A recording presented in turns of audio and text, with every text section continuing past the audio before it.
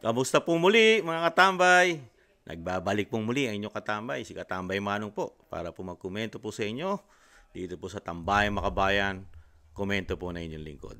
Ito po mga katambay, ito pong kukomentuhan po natin. Isa po itong paano talagang hindi natin alam kung talagang galit ba ito o ginagamit lang nila o ginagamit niya lang ang pamilya Duterte para sa kanyang pangsariling kapakanan, hindi kaya para din kumita, mga katambay.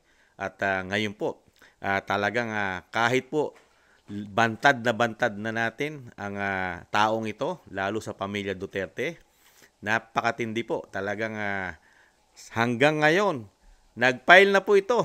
Nag-file na po ng kanyang candidacy bilang senador kuno itong tao na ito. Pero pagkatapos noon mag-file, ito, talagang kritiko na naman, kinikritiko na naman ang pamilya Duterte, lalo ang dating Pangulong Duterte at ang mayor ng Davao, mga katambay. Ito po, binibigyan niya na naman po ng kahulugan yung pagtakbo po ng dating Pangulong Duterte bilang mayor ng Davao, at ang mayor ng Davao ngayon na si Baste ay magiging vice mayor ng kanyang ama, mga katambay. Meron po siya rito mga patutsyada, mga katambay. Ito po isang vlogger, mga katambay. Dumami po ang followers ito. Komento ni Kamanong, mukhang lumaki na po ang ulo. Mabigat na po ang ulo nito. Kaya po sobrang galing po nito. Yata sa tingin niya sa sarili niya ay sobrang galing niya. At talagang mas magaling pa yata sa tingin niya siya dito sa dating Pangulong Duterte, mga katambay. Napakagaling po niyang magsabi sa pamilya Duterte na kailangan po na ito ay mawala na o sinasabing hindi na makapasok o bumalik sa panunungkulan, mga katambay, ang dating Pangulong Duterte. Talagang ganun po eh. Ang sinasabi nga po, mabigyan ka ng konting kasikatan at ang tingin mo sa sarili mo ay napakataas mo na at napakadunong mo na. Ito po, komentuhan po natin itong talagang tingin niya po sa sarili niya napakagaling na po niya. Komentuhan po natin itong vlogger na ito, mga katambay. Itong tumatakbong senador na si Mark Gamboa, mga katambay.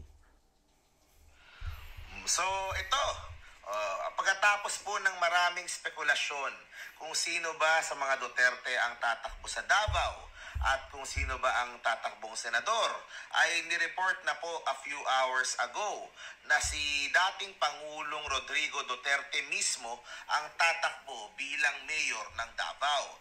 Yung kanyang anak, si incumbent Mayor Baste, ay bababa papunta po sa vice mayor. So Duterte ang lalaban para po to retain control ng City Hall ng Davao. So mukha pong pinaghahandaan na po nila yung pong pinakamabigat na challenge sa buong history ng kanilang pag-upo dyan sa Davao. Kasi po mukhang talagang bubuhusan at talagang sisiguraduhin nung pong mga kalaban po nila na sila po ay matatanggal dyan. So it's going to be a very exciting. Tingnan niyo po dito sa salita nito. Mismo sa bibig niya, parang alam na alam niya na talagang bubuhusan daw po, mga katambay. Bubuhusan ng mga kalaban daw po ng pamilya Duterte. Ang pamilya Duterte para daw po matanggal o mawala dito sa Davao, mga katambay. Kaya po bumalik at talagang ang dating Pangulong Duterte na mismo tumakbo bilang alkalde ng lungsod, mga katambay. Bilib na bilib naman ako sa taong ito na tumatakbong senador, itong si Gamboa, mga katambay. Alam na alam niya po. Alam na alam niya ang pamumulitika o pagiging politiko ng pamilya Duterte sa Davao. Alam na alam niya at talagang alam na alam niya na magbubuhos. Bubuhusan, mga katambay. Ano ba yung sinasabing bubuhusan? Di ba pagdating po sa politika, lalo kung talagang bubuhusan mo, di ba? Pera yon. Ibig sabihin, bubuhusan ng malaking pera ang Davao City para lang mawala sa posisyon o sa power ang mga Duterte. Ganun ba, Mr. Gamboa? Ganun po pala paniniwala nyo. Ang politika po pala sa inyo, hindi paglilingkod sa bayan. Pera-pera pala dating, mga katambay. Kailangan po marami kang pera, marami kang pambuhos ng pera pala. Di umano. para makuha mo yung posisyon na gusto mo. Hindi pala yung makuha mo yung tiwala ng taong bayan. Buhusan pala mga katambay. Ibang klase itong senador na ito. Tumatakbong senador. Naging vlogger ngayon. Magaling na analyst. Magaling na analyst ito mga katambay. Talagang sanay na sanay sa buhusan. At kaya ang nilabas nila ay yung pinaka-ulo na nila. Diba? Si Digong na mismo, siya na mismo ang lalaban dyan. According to PRRD, siya po ay hindi tatakbong senador.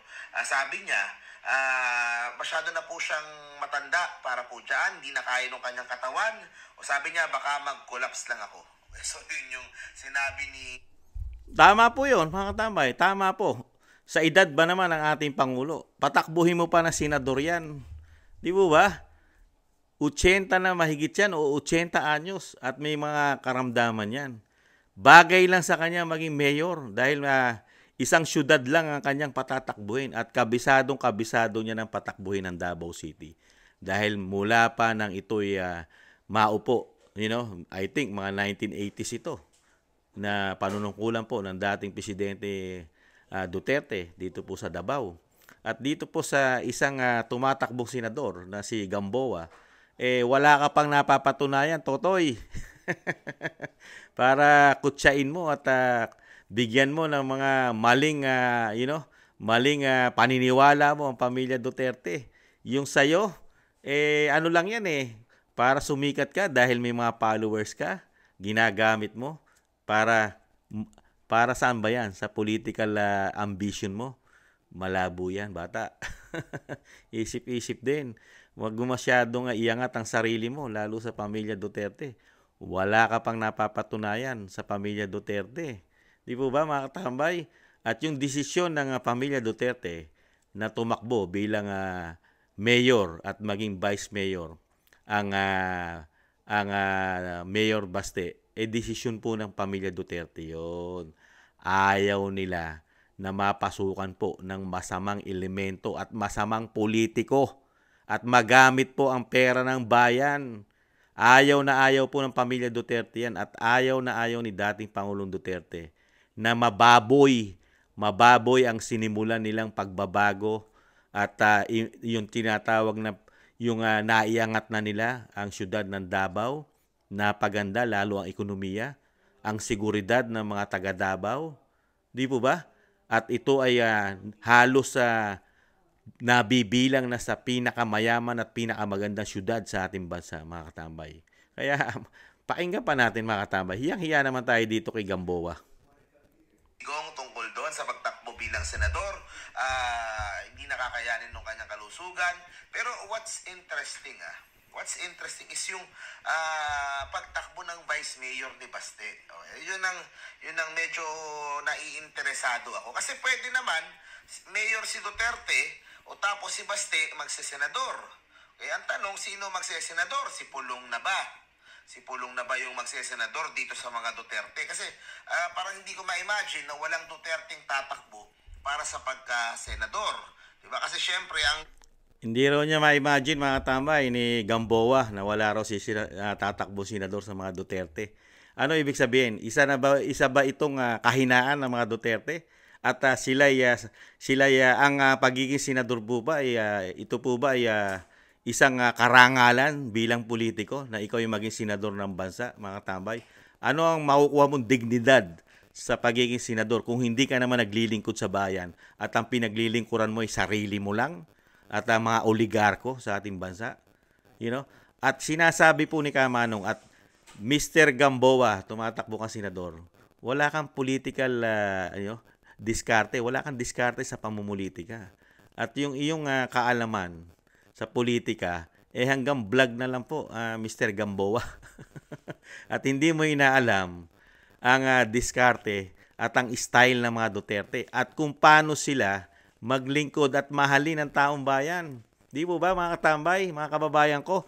Ang mga Duterte, kahit hindi maging senador, Mr. Gamboa, kahit hindi maging senador yan, pwedeng maging vice president yan. Mas mataas pa sa senador. At pwede silang maging presidente kahit hindi sila tumakbong senador. Yan po ang real talk. Totoo po yan, Mr. Gamboa. Ikaw ba? Kailangan mo ba bang maging senador para para ikaw ay maging famous at makilala ka? Di mo ba? Hindi mo gayahin ng mga Duterte. Mayor lang. Mayor lang nag-umpisa. Naging presidente ng bansa. Di ba? Naging congressman. Mayor, congressman, balik sa mayor, naging vice mayor. Pagkatapos, presidente. Mr. Gamboa. Ang VP Sarabay naging senador din. Gamboa. Naging senador ba ang VP Sara? Tumakbo bang senador para manalong vice president? Kailangan ba nila maging senador? At gusto mong patakbuhin si Baste at si Pulong? Isip-isip. Nasaan ba isip mo, Gamboa? Nasa tumbong? Makapagsalita ka lang. Makapanira ka lang sa mga Duterte. Ibinababa mo at binabagsak mo ang kanilang reputasyon. Hindi uso sa mga Duterte na magpataas ng posisyon. Hindi nila kailangan na tumaas ang posisyon nila para sila maglingkod sa bayan. Taong bayan na nagluluklok sa kanila kahit hindi sila senador. Magiging presidente ang Duterte. Di ba? Dahil kilala na at alam na ng mga Pilipino. Alam na ng mga Pilipino, Mr. Gamboa. Alam ng mga Pilipino kung paano magtrabaho ang Duterte. Mayor pa lang, nakikita na ng mga Pilipino ang trabaho ng mayor na isang Duterte. Pumunta ka kasi ng Davao. Manirahan ka sa Davao, magbakasyon ka ron kahit 1 buwan. Gamboa, para makita mo ang kagandahan ng Davao. Huwag ka sumiksik dyan sa Maynila. Namumugaran ng mga adurugista riyan. Kriminal. Sanay na sanay ka riyan. Kung saan ka man nakatira, Maynila man o Quezon City. Parehas mataas ang krimen yan at droga di umano. Umalis ka kasi riyan. Puntahan mo ang Davao City, saka ka magsalita kung gaano kasamang politiko ang mga Duterte. Anong klase silang politiko? Anong klase sila magpatakbo ng isang syudad? Ikumpara mo kung saan ka nahandyang syudad. Anong klase syudad yan? Tinitiran mo. Ikumpara mo sa mga Duterte. Anong klaseng politiko ang merong karyan? Kung saan ka naninirahan? Quezon City man yan o Maynila o kung saan ka man sa National Capital Region. Pag sama-samahin mo na mga mayor dyan, ni isa riyan, komento ni Kamanong, walang uubra sa karakas at sa galing ng pamilya Duterte sa pagpapatakbo ng syudad. Diyan sa Maynila, walang kampo ng mga NPA dyan. Walang kampo ng mga terorista riyan. Diyan sa Metro Manila. Kung magbatikos ka sa mga Duterte at batikusin mo ang pamamahala nila bilang mayor at vice mayor, at talagang kinukutsa mo pa na parang walang tumatakbo senador at parang nahihinaan ka. Nahihinaan ka sa mga Duterte dahil walang tatakbo senador.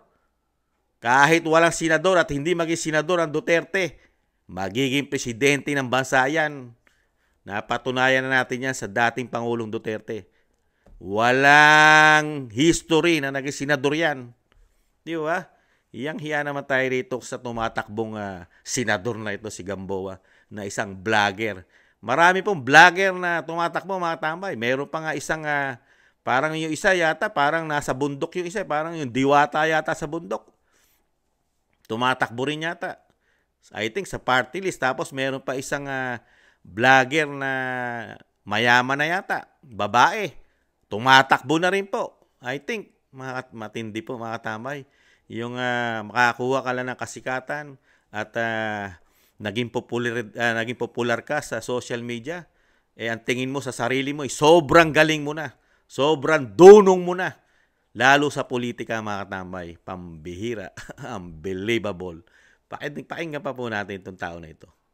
Nila is makapasok as many as possible sa Senado. The best chance sana nila sa kanilang pamilya ay si Digong mismo. Kaso, mas maimportante sa kanila yung Davao, ma-retain yung Davao, di ba? Tapos, sumunod sa kanya na pwedeng pag-senador si Baste. O kaso si Baste doon din, hinila din sa Davao. So, ibig sabihin, mas importante sa kanila talaga na hindi sila maalis sa kapangyarihan doon. At ang kanilang makakalaban, hindi pa natin pinag-uusap-usapan pa rin din po ngayon, pero maraming mga reports at mukhang binabash na nitong mga DDS din ay si Attorney Mix Nograles ng PBA Party List. Actually, doon mo makikita yan kung sino ba yung mukhang tatakbo. Pag titingnan mo yung mga post ng mga vloggers, sila Kasetsu, sila... Ayan po mga tambay, okay na po yon. Baka sumikat pa ito. Mga ano pa nila, mga pages pa nila, mukhang nakatarget. Baka sumikat pa po mga tambay. Tumatakbo senador na si Mark Gamboa mga tambay. Napakatindi. Gamit na gamit niya po ang pamilya Duterte para po siya sumikat at makilala. Mga tambay, ginagamit niya po ang pagiging popular ng Duterte. Tapos yung ambisyon niya na makilala. At ngayon tumatakbo senador ng bansa itong si Gamboa. Mga tambay, at talagang pinupulaan niya pa na bakit daw at hindi. At malaki at ang chance na lang daw po ng mga Duterte na makapasok at talagang maging senador ng bansa ay itong si Baste, mga tambay, dahil ang dating Pangulong Duterte ay parang kinutya niya pa dahil nga nagsalita na ito di umano na siya ay matanda na at wala na kakayahan para maglingkod ng senador. Siyempre na ikaw ba naman, senador, kampanyahan, maglilingkod ka o mangangampanya ka ng buong Pilipinas? Saka wala nang dapat patunayan pa ang dating Pangulong Duterte. Wala na siyang dapat patunayan pa sa bansa natin, sa Pilipinas. Nakita na po ng mga Pilipino sa loob ng 6 na taon, kasama na po ang pandemya at ang Marawi. Di ba? Yung problema sa Marawi na nasakop ng mga terorista. Di ba? At napakarami pa po. Pati problema na iniwan ng dating mga Pangulo ay tinapos niya. Isang damukan ng ligasiya ang iniwan niya. Para sabihin nyo na kailangan pa, kahit hindi tumakbong senador yan. At kung tumakbo man senador ang dating Pangulong Duterte, mananalo yan. 100% mananalo yan. Kahit hindi mangampanya yan. Ganyan po katindi. Dahil yung ligasiya niya na naramdaman ng taong bayan, lalong-lalo na mga OFW, Mr. Gamboa. At hindi po kailangan ng mga Duterte na maging senador, lalo ang Baste, mga katambay. Ang Davao kasi, salamin po ng pagiging magaling at sinasabing makabayan at makatao at makapilipino na politiko. Salamin po yan Yung Davao, kung anong klaseng politiko, ang politiko, salamin po yan. Ano po ang salamin, mga katambay? Ano po ang sumasalamin naman dito sa mga tao na ito, katulad po nito ni Gamboa? Ano po sumasalamin naman sa kanya para po siya iboto natin? Sige nga. Ano po? Ano po ang credential nito? Ano sumasalamin dito? Meron na po ba siya napatunayan katulad po ng mga Duterte na nakita po natin na yung worst na syudad, mahirap, napakaraming problema lalo sa karahasan, terorista, makakaliwang grupo, kumpleto na sila ron, kahirapan. Pero sa kabila nun, nawakasan po yon. Naging maunlad na syudad. City, ang Davao City. Ngayon, progresibo. Hindi nalalayo, kasama sa top 10 na pinaka-maunlad, progresibong syudad sa ating bansa. Sumasalamin yan sa pinakamagaling at magaling maglingkod sa ating bayan. Di po ba? Lahat ng karahasan, problema, meron sila. Ikumpara mo sa Metro Manila. Walang mga karahasan dyan sa Makati, yung mga maunlad na syudad. Hindi mo pwedeng ipares yan. Yung mga BGC na yan, Taguig na yan. Di ba? Manila, Quezon City. Di po ba? Hindi po pwedeng ipares yan sa Davao City. Ni walang naging problema yan sa mga kaliwang grupo at mga terorista. Walang kampo ng mga MPA dyan, mga katambay. Ibang klase po ang pinagdaanan ng mga Duterte kung paano po nila linisin, ibangon muli ang Davao, lalo ang Davao City. Di ba? Napakaraming pumapasok na negosyo, dayuhan, nangangapital sa syudad na dating magulo, sumasalamin bilang pinakamagagaling na politiko sa ating bansa, ang pamilya Duterte, Mr. Gamboa. Samantalang ikaw, ano sumasalamin sa iyo at ano sumasalamin sa syudad mo? Di po ba? Ano sumasalamin sa syudad nito kung ito'y taga Maynila o taga Quezon City? Ano po? Ano ay maipagmamalaki nito sa kanyang syudad? Napakataas na krimen? Napakataas na korupsyon? Napakataas na droga? Mga katambay, sa syudad niya. Sumasalamin yon sa pagkatao niya dahil taga-roon siya. Di mo ba? Tapos paniniwalain tayo nitong mga klase na tao na ito. Itong klase na vlogger na ito. Nakala mo kay galing-galing na maging politiko ng bansa na wala man lang tayo nakikitang sumasalamin sa kanya. Di ba? Ikumpara mo sa mga Duterte kung paano maglingkod. Puntahan mo kasi ang Davao. Doon ka tumira, magbakasyon ka ron kahit isang buwan. Ikumpara mo dyan sa bayan mo. Kung ikaw ay taga Maynila o Quezon City o saan ka marian. Saan ka man dyan nakatira? Sa NCR, Mr. Gamboa. Ikumpara mo yan, sabihin mo. You know, danasin mo, experience mo ang Davao. Di po ba mga katambay? Nahandyan ang ating mga kababayan taga Davao City. Nagpapatunay kung gaano ka progresibo. Payapa sila ron. Tahimik ang kanilang pamumuhay kumpara mo sa iyo. Diyan sa syudad mo, Mr. Gamboa. Mr. Tumatakbong Senador Kuno. Mga katambay. Matindi. Ginagamit mo pa ang pamilya Duterte para magkapangalan ka. Gamit na gamit mo. You know, hindi ka pa tumatakbong senador. Napakatagal mo na. Ilang taon nyo nang binabatikos. You know, pinagkakakitaan ng pamilya Duterte. Di ba? Itong mga vlogger na ito, napakarami po nito. Kasama po yung ibang vlogger. Yung mga sinasabi nga, hindi tumatanggap ng GCash at mga isimada vlogger. Di ba? Ginagamit nila ang pamilya Duterte para sila'y magkapera. At maiangat ang sarili nila, maging popular, lalo sa social media. Katulad nito, may mga followers. Akala niya, ipapanalo siya ng followers niya. Kung hindi man siya ipanalo, tingin niya sa sarili niya, sumikat siya. Dahil tumakbo siyang senador. Kaya si Kamanong, kung hindi lang nahuli si Kamanong, tatakbong presidente si Kamanong.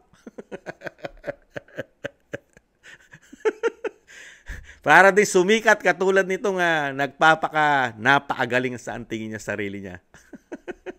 Sumobra na po, laki ng ulo. Makatambay. Ang bihira. Talagang binabatikos mo ang pamilya Duterte dahil nahihinaan ka. Parang sinasabi mo, Mr. Gamboa, na wala na ang mga Duterte. Laos na ang mga Duterte. Dahil wala senador na tatakbo. Ni isa sa mga Duterte. No way, my man.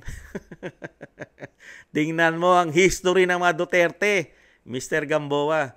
Kahit kayong mga vlogger na bumabatikos sa mga Duterte, kahit ano gawin yung batikos paninira, wala nang maniniwala sa inyo mga Pilipino. Lalo ang mga taga Davao maniwala sa inyo sa paninira nyo sa mga Duterte. Sumasalamin nga ang ginawa ng mga Duterte sa taong bayan mismo ng mga taga Davao dahil sila'y worst na syudad.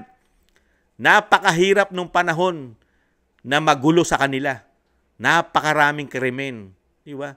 Mga makakaliwang grupo, terorista, sinamahan pa na mga kidnapping, di ba? At korupsyon ng mga panahon na yon. Di ba? Napakagulo po ng Davao, ang Davao City. Napakatagal pong maraming bombahan ng bombahan niya, sabugan na sabugan. You know? Di po ba?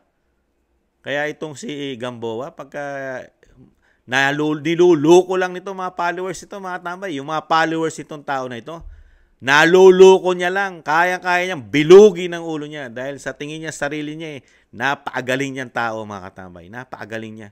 Napakagaling niyang bumatikos, mga katambay. Iniwala man lang tayo makita ang credential ng kanyang sarili. Di ba? Hangaan mo siya, hahangaan ko si Gamboa kung meron akong nakita sa kanya na kamukha man lang ng ginawa ng pamilya Duterte. Di ba? Na yung Maynila, katulad niya, naglingkod man lang siya sa Maynila. Kahit siya, sabihin natin na naging barangay captain man lang siya sa Maynila.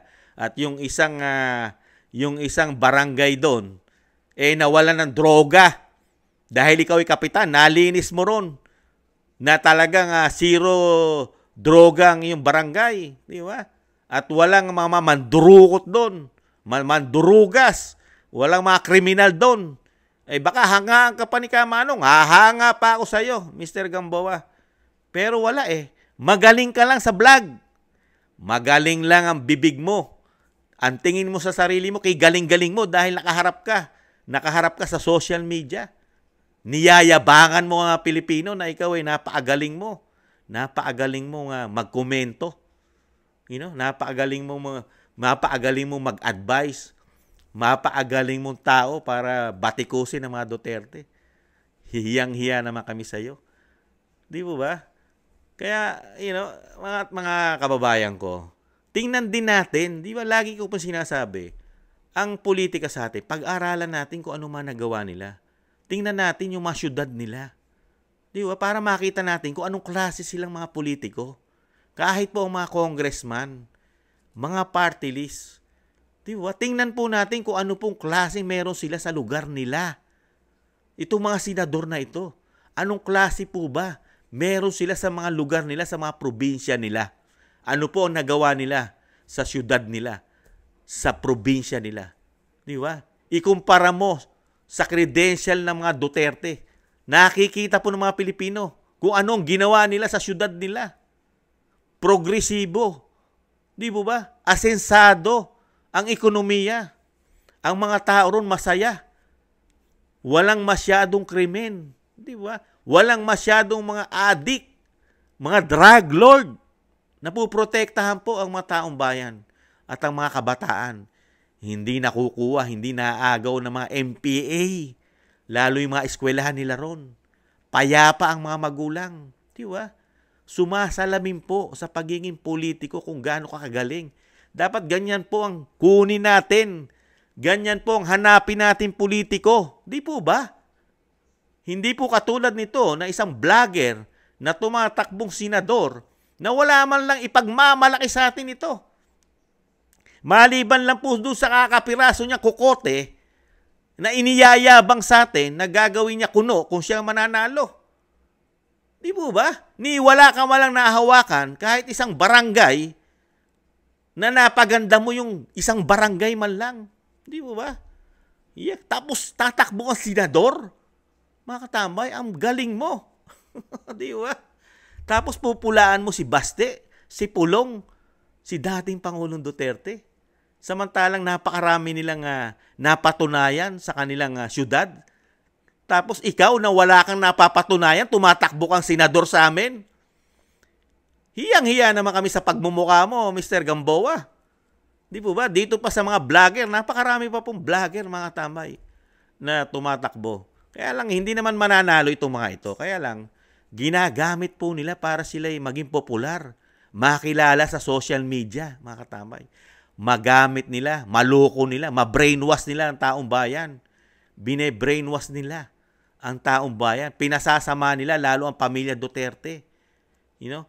Tinatanggal sa ating mga isipan yung mga nagawa, kabutihan ng pamilya Duterte, lalo ang dating Pangulong Duterte sa bansa natin.